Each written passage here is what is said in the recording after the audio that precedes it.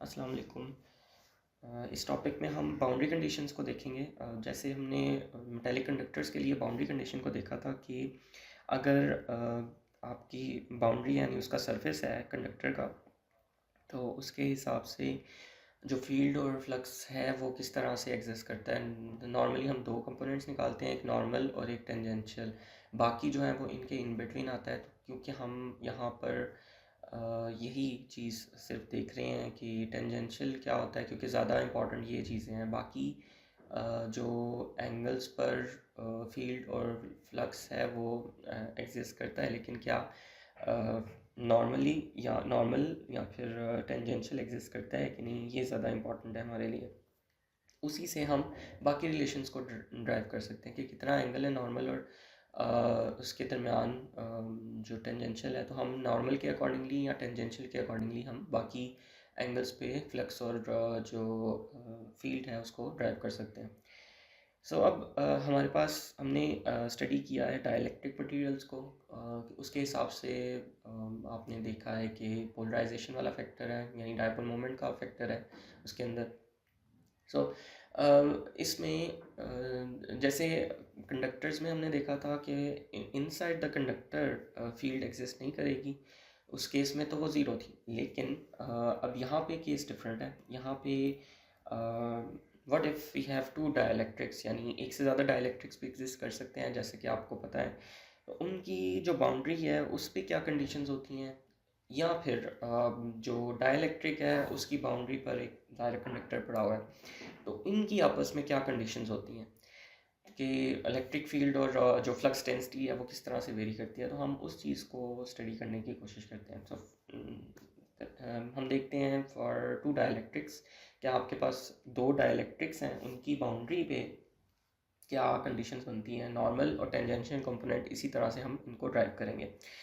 Suppose कि आपके पास दो डाइलेक्ट्रिक्स हैं, एक डाइलेक्ट्रिक वन है और एक डाइलेक्ट्रिक टू है। डाइलेक्ट्रिक वन का रीजन रीजन वन है और डाइलेक्ट्रिक टू का रीजन रीजन टू है।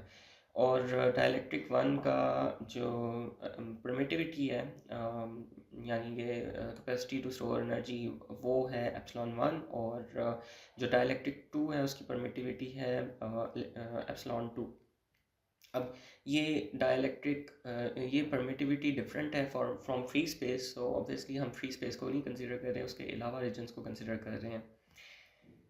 अब हम इनके नॉर्मल और टेंजेंशियल कंपोनेंट्स को स्टडी करते हैं कि वो क्या होंगे। तो सबसे पहले हम इसके टेंजेंशियल कंपोनेंट को देखते हैं। तो टेंजेंशियल कंपोनेंट जैसे अपने मेटालिक कंडक्टर्स के लिए किया था, एक रेक्टेंगल ड्रॉ की थी। उस रेक्टेंगल से हमने उसके टेंजेंशियल कंपोनेंट्स को देख लिया था। रेक्टेंगल इसलिए क्योंकि इसमें टेंजेंशियल कंपोनेंट्स निकालना इजीली हम निकाल सकते हैं। यानी कि एक टेंजेंशियल कंपोनेंट ये बनता है और एक टेंजेंशियल कंपोनेंट ये बनता है। तो ये उसी तरह का पाथ है, रेक्टेंगुलर पाथ। इसमें हम टेंजेंशियल कंपोनेंट्स इसके ड्राइव करेंगे। अब ये कंसिडर करें कि ये जो पाथ है, ये टोटल जो पाथ है, इसमें ये जो हाइट है ये बहुत ही छोटी वैल्यू है, बहुत ही छोटी, इतनी छोटी कि ये तकरीबन इसके साथ बाउंड्री के साथ ही है। अगर हम ये कंसिडर करें कि ये बहुत ही छोटी हाइट है, नियरली इक्वलेंट टू ज़ीरो। ये वाले फैक्टर्स को हम इग्नोर करके सिर्फ और सिर्फ हमारे पास दो कंपोनेंट्स रह जाते हैं फॉर टेंजेंशियल कंपोनेंट्स, एक ये वाला कंपोनेंट और एक ये वाला कंपोनेंट। अब हम एक चीज़ निकालेंगे, फील्ड के लिए ही निकालेंगे। तो according to Gauss's law we have field along the close path is equal to zero, along the close length is equal to zero. इसी को यूज़ करके हम वही इस पे अप्लाई करेंगे। इसमें अब क्योंकि हमने ये दो कंपोनेंट्स को वैसे ही ज़ीरो कर दिया है, सिर्फ ये बचे, एक ये कंपोनेंट है और एक ये कंपोनेंट है। और टेंजेंशियल कंपोनेंट क्योंकि ये पाथ है हम फॉलो कर रहे हैं, तो इसलिए ये वाला पॉजिटिव होगा और ये वाला नेगेटिव होगा, क्योंकि दोनों पाथ्स में जो टेंजेंशियल कंपोनेंट्स हैं वो डिफरेंटली जो है वो एग्जिस्ट कर रहे हैं। टेंजेंशियल कंपोनेंट दोनों रीजन्स के हम कंसिडर कर रहे हैं टुवर्ड्स द राइट एक्सटेंड हो रहे हैं, ठीक। इसमें क्योंकि अलोंग द पाथ ये इसी डायरेक्शन में है, ई वन की डायरेक्शन में है, यानी कि रीजन वन की डायरेक्शन में है इलेक्ट्रिक फील्ड वन। और जो ये वाला पाथ है ये इसकी ऑपोजिट डायरेक्शन में है। हम ये कह सकते हैं कि जो हमारे पास दो वैल्यूज़ निकलती हैं, that will be E tan one delta W. This is actually equal to delta W. ये डेल्टा डब्ल्यू है और ये डेल्टा एच है। इसका है वैसे ज़ीरो हो गया सिर्फ ये, और ये रह गया। So this is positive and this is negative, तो इनका सम इक्वल होना चाहिए 0 के। ये डेल्टा डब्ल्यू वैसे ही कैंसिल आउट हो जाता है, सिर्फ हमारे पास जो बचता है that is E tan one is equal to E tan two. ये एक्चुअली टैन नहीं है, टेंजेंट नहीं है, वो टैन थीटा वाला टैन नहीं है, this is the tangent tangent component. ठीक, सो दिस इज़ इससे हमें ये पता लगता है कि ये जो टेंजेंट कंपोनेंट है इसके ये जो क्या कहते हैं टेंजेंट कंपोनेंट्स हैं ये इक्वल हैं। इसका मतलब ये हुआ कि ये दोनों जो हैं ये कॉन्टीन्यूअस हैं, यानी जिस तरह की टेंजेंशियल कंपोनेंट इसके होंगे उसी तरह के टेंजेंशियल कंपोनेंट इसके भी होंगे। कॉन्टीन्यूअस का मतलब यही है कि ये एक जैसे ही एग्जिस्ट कर रहे हैं। अगर ये कॉन्टीन्यूअस है तो उस क्योंकि हमें पता है according to the relation E is equal D is equal to epsilon not E, epsilon E sorry, इस केस में एप्सिलॉन होगा। सो क्योंकि एप्सिलॉन के हिसाब से वेरी करते हैं, तो इस वजह से अगर इलेक्ट्रिक फील्ड कॉन्टीन्यूअस है तो जो फ्लक्स डेंसिटी होगी वो डिसकॉन्टीन्यूअस होगी, डिसकॉन्टीन्यूअस बाय दैट फैक्टर एप्सिलॉन। सो इसमें टेंजेंशियल कंपोनेंट अगर हम देख रहे हैं सिर्फ टेंजेंशियल कंपोनेंट की बात कर रहे हैं, क्योंकि ये निकले हैं कॉन्टीन्यूअस, ये एक ही जैसे होंगे, यानी कि this field will be equal to this field. ठीक, लेकिन क्योंकि जो फ्लक्स डेंसिटी है वो वेरी करती है with respect to this permittivity factor, so जो होगी tangential component for flux density that will be discontinuous by that factor epsilon. ठीक, सो हमारे पास जो इक्वेशन बनती है tan one is equal to d tan one over epsilon one and E tan two is equal to D tan two over epsilon two. So इन दोनों को combine करें तो हमारे पास फ्लक्स डेंसिटी का रेशो जो है वो ये बनता है epsilon one over epsilon two. ये यानी कि परमिटिविटीज़ पर डिपेंड करता है दोनों मटेरियल्स की, दोनों जो डाइलेक्ट्रिक्स हैं उनके। सो दिस विल बी डिसकॉन्टीन्यूअस, एक जैसी नहीं होगी, दिस विल वेरी, यानी फ्लक्स डेंसिटी अगर टेंजेंशियल की बात करें तो टेंजेंशियली अगर इलेक्ट्रिक फील्ड जो है वो सेम रह रही है तो फ्लक्स डेंसिटी जो होगी वो एक रीजन से दूसरे रीजन में एंटर होते हुए वेरी कर जाएगी। ठीक, उसमें कुछ ना कुछ डिफरेंस होगा। सो फॉर एग्जांपल यहाँ से अगर टेंजेंशियल कंपोनेंट फ्लक्स डेंसिटी का ये इसी डायरेक्शन में है तो यहाँ से यहाँ इसमें करते हुए थोड़ा सा वेरिएशन आएगी विद रिस्पेक्ट टू परमिटिविटी के। परमिटिविटी क्या है, अगर एक जैसी है तो फिर तो एक जैसी ही रहेगी, लेकिन अगर डिफरेंट है तो फिर उस हिसाब से ही इसका जो है इफेक्ट जो है वो चेंज होगा।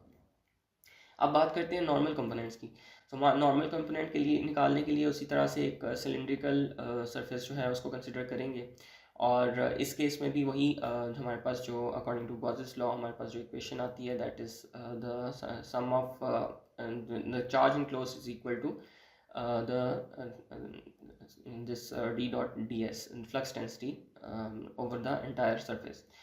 सो इस केस में तीन रीजन्स हैं, टॉप बॉटम और साइड वाला। अब ये भी हम ये कंसिडर करते हैं कि ये जो साइड हैं, साइड पे ये अगर बहुत ही छोटी वैल्यू है, यानी कि इसका जो रीजन है ये बहुत ही छोटा है, तो इसको हम निगलेक्ट कर सकते हैं। सो ये साइड वाले को फिर निगलेक्ट करते हैं इसमें से, तो ये फ्लक्स डेंसिटी है दिस एक में, क्योंकि नॉर्मल कंपोनेंट अपवर्ड्स है यानी कि रीजन वन के तरफ है, तो एक है टॉप सरफेस और एक है बॉटम सरफेस। जो टॉप सरफेस है उस पर फ्लक्स डेंसिटी अपवर्ड उसी नॉर्मल के डायरेक्शन में होगी, और जो बॉटम सरफेस है उसमें फ्लक्स डेंसिटी ऑपोजिट डायरेक्शन में होगी। सो इनको कंबाइन करें तो हमारे पास जो फ्लक्स डेंसिटी की इक्वेशन बनती है दैट इज़ डी, ये दिस n1 जो है वो stands for normal component of one into delta है, डी डॉट डी एस वाली ही इक्वेशन है एक्चुअली, इनका सम अप किया हुआ है माइनस डी एन टू, क्योंकि नॉर्मल टू जो है वो क्योंकि जो सेकंड रीजन है उसमें बॉटम फेस है, बॉटम फेस में जो सरफेस है वो इसकी डायरेक्शन इस तरफ है, लेकिन नॉर्मल कंपोनेंट की अपवर्ड्स है, इस वजह से इसको नेगेटिव ट्रीट किया हुआ है। So this leads to equal to delta Q, और हमें पता है कि delta Q is equal to surface charge density multiplied by delta S. So इनको कंबाइन करेंगे तो डेल्टा एस कैंसिल आउट हो जाता है, सिर्फ रह जाता है D N one minus D N two is equal to rho S. अब what about this surface charge density, ये सरफेस चार्ज डेंसिटी हमें क्या बताती है? ये अब क्योंकि डाइलेक्ट्रिक्स में हमने देखा है कि बाउंड मॉलिक्यूल्स होते हैं, यानी उनके अंदर डायपोल्स का कॉन्सेप्ट है। सो इसमें बाउंड सरफेस चार्ज डेंसिटी तो हो नहीं सकती, क्योंकि पोलराइजेशन वाला फैक्टर है, और डाइलेक्ट्रिक जो है वो उसके अंदर पोलराइज मॉलिक्यूल्स होंगे इन टर्म्स ऑफ कि अगर हम इलेक्ट्रिक फील्ड अप्लाई करें, और डाइलेक्ट्रिक कांस्टेंट इस केस में हम ऑलरेडी जो है वो परमिटिविटी को देख चुके हैं कि वो not equal to free space वाली नहीं है, यानी फ्री चार्ज के हिसाब से नहीं है।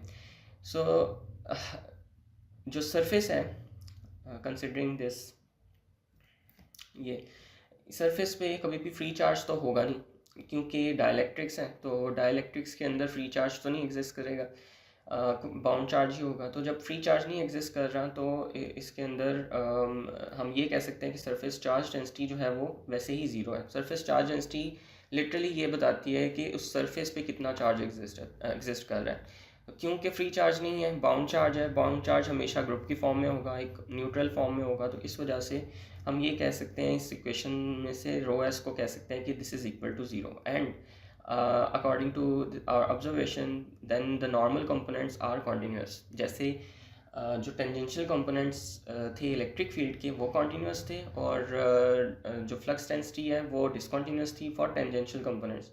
इसी तरह से यहाँ पर हम देख रहे हैं कि जो फ्लक्स डेंसिटी है उसका नॉर्मल कंपोनेंट वो कॉन्टीन्यूस है। कॉन्टीन्यूस का मतलब कि एक जैसा है, दोनों का इक्वल है। और लेकिन क्योंकि हमें रिलेशन पता है between electric field and flux density, तो इस केस में जो नॉर्मल कंपोनेंट है उसका जो फ्लक्स इलेक्ट्रिक फील्ड है वो डिसकॉन्टीन्यूस होगी with this factor epsilon 1 and epsilon 2। सो अगर फील्ड नॉर्मली पेनिट्रेट हो रही है एक रीजन से, यानी कि एक रीजन से दूसरे रीजन में जा रही है, तो वो डिसकॉन्टीन्यूस होगी, यानी एक जैसी नहीं होगी। It will be different here and here. लेकिन फ्लक्स डेंसिटी नॉर्मली अगर हो रही है, एंटर हो रही है from one region to another region, तो वो एक जैसी ही होगी दोनों रीजन्स में। इसके बरक्स जो टेंजेंशियल कंपोनेंट अगर देखें, अगर टेंजेंशियली एग्जिस्ट कर रही है इलेक्ट्रिक फील्ड, तो इलेक्ट्रिक फील्ड एक जैसी होगी दोनों रीजन्स में। लेकिन अगर टेंजेंशियल कंपोनेंट देखें फ्लक्स डेंसिटी का, तो वो दोनों रीजन्स में डिफरेंट होगी, डिसकॉन्टीन्यूस होगी। तो ये एक इम्पॉर्टेंट हमने फैक्टर्स निकाले हैं, इम्पॉर्टेंट ऑब्जर्वेशन निकाली है फॉर डाइलेक्ट्रिक्स। तो इसका डायरेक्टली हम ये इस चीज़ से एनालॉजी जो है वो ले सकते हैं कि जो ये चार जो ऑब्जर्वेशंस आपने यहाँ पे स्टडी की हैं, उसके हिसाब से हम अपनी जो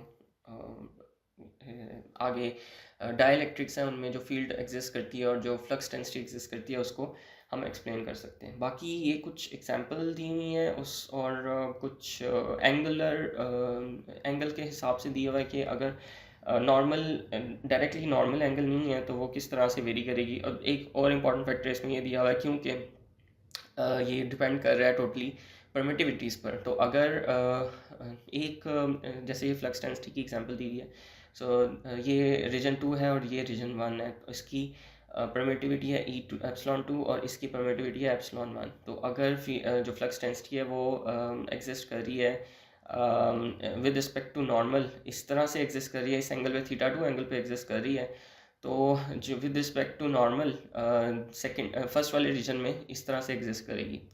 विद कहने का मतलब ये है कि अगर तो परमिटिविटी ये फर्स्ट रीजन की ज़्यादा है सेकंड रीजन से, तो फर्स्ट रीजन में जो नॉर्मल और जो एंटर्ड फ्लक्स डेंसिटी है उन दोनों का एंगल भी आपस में ज़्यादा होगा compare to this second region. So ये θ2 will be less than θ1 if epsilon 2 is less than epsilon 1, यानी इनका डायरेक्ट रिलेशन है आपस में। तो ये कुछ ऑब्जर्वेशन हम उसी से ड्राइव कर सकते हैं सीधा सीधा, जैसे जो इक्वेशंस हमने यहाँ पे निकाली हैं। So important thing is not to drive the equation relations, important thing is to remember the observations, कि अगर आपके पास दो डाइलेक्ट्रिक्स हैं, उनकी बाउंड्री पे क्या किस तरह के इफेक्ट होते हैं। यानी नॉर्मली नॉर्मल कंपोनेंट है तो उसका इलेक्ट्रिक फील्ड और फ्लक्स डेंसिटी किस तरह से वेरी करेगी दोनों रीजन्स में, और इसी तरह से अगर टेंजेंशियल कंपोनेंट है तो उस केस में किस तरह से एग्जिस्ट करेगी। So I hope you get this बाकी हम इस चैप्टर में से मज़ीद नहीं पढ़ेंगे, अब इसके बाद हम नेक्स्ट चैप्टर शुरू करेंगे।